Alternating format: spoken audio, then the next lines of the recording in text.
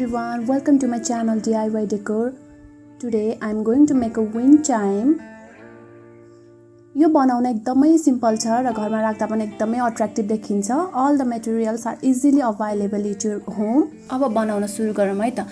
त्यसको लागि एउटा पेपर चाहिन्छ. मैले चाहिँ यहाँ कार्ड लिएको छु, सिजर, ग्लु, मार्कर र पेपरलाई हार्ट शेपमा कट गर्ने, त्यसपछि मार्करले आउटलाइन गराउने, त्यसपछि सबैलाई एउटा एउटा गर्दै काट्दै जाने.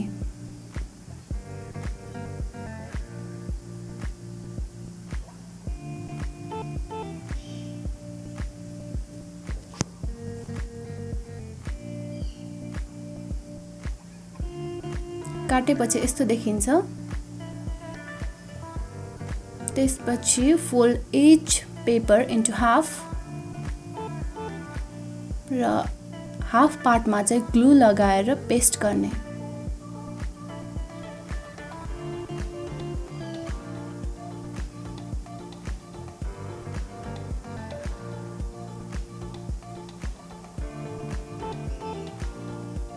मैले चाहिँ यहाँ 5 वटा पेपर पेस्ट गरेर राखेको छु र त्यो बनाइसकेपछि चाहिँ यस्तो देखिन्छ. अनि मैले यहाँ एउटा ड्रिम क्याचर लिएको छु. ड्रिम क्याचर चाहिँ मैले पहिले नै बनाएर राखिसकेको थिएँ. यदि तपाईहरुलाई यो मन पर्यो भने म नेक्स्ट भिडियोमा बनाएर देखाउने छु. र त्यो ड्रिम क्याचरमा यसरी डोरी बान्दै जाने.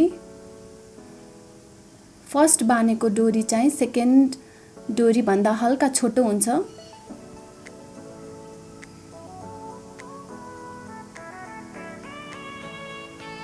दुईवटा डोरीको डिस्टेन्स चाहिँ अघि बनाएको फ्लावर को साइज अनुसारको हुनुपर्छ.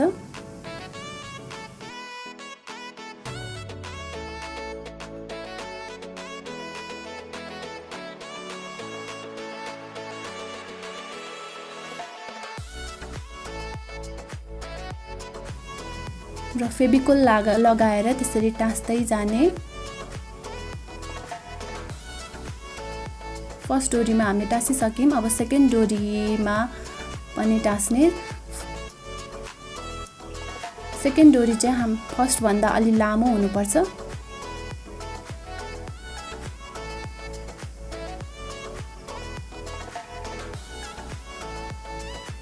यसरी फर्स्ट भन्दा सेकेन्ड लामो, सेकेन्ड भन्दा थर्ड लामो गरेर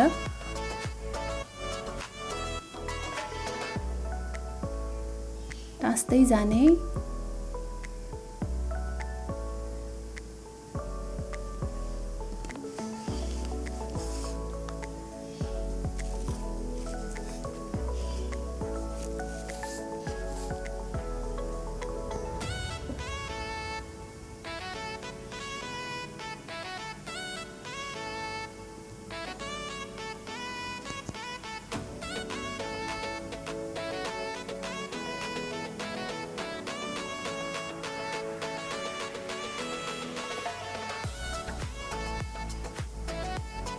तपाईहरु पनि घरमा फुर्सदको समयमा ट्राई गर्न सक्नुहुन्छ and I'm sure you will get a nice compliments.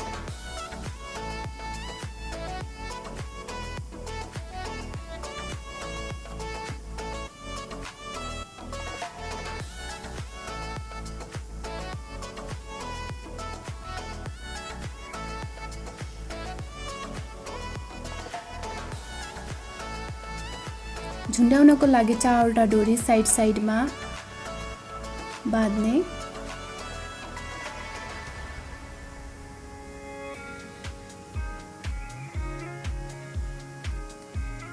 यसरी हाम्रो विन्ड चाइम रेडी भइसक्यो.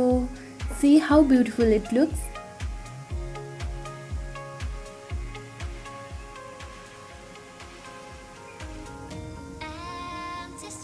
तपाईहरुलाई यो भिडियो कस्तो लाग्यो, मन पर्यो भने लाइक कमेन्ट गर्दिनु होला र यस्तै नयाँ होम डेकोरको लागि यो च्यानललाई सब्स्क्राइब गर्न नबिर्सिनु होला. Thanks for watching. Take care. See you.